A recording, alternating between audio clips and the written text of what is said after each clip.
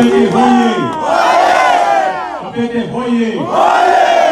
Na ndio mimi ninataka kuwaeleza, wakati tulienda kwenye uchaguzi, mimi niliwaeleza ya kwamba tutaweka mpango maalum ambayo itahakikisha ya kwamba tunazalisha nafasi ya ajira ya vijana wa taifa letu la Kenya.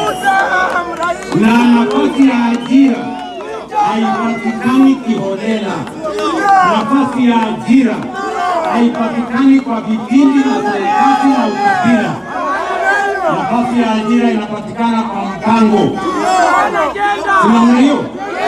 Ndio sababu hiyo niliwaeleza ndugu zetu wa Kenya, tuwe na program ya housing, tuwe na levy ya housing, ndio itusaidie. Tena wajamii zote wanafanya kazi hapa.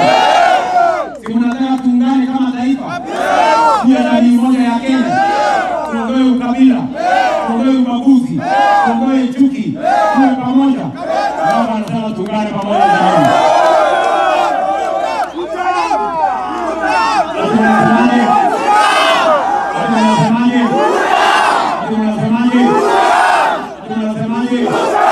Yaani kazi iendelee.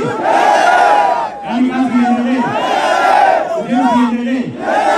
Masomo iendelee.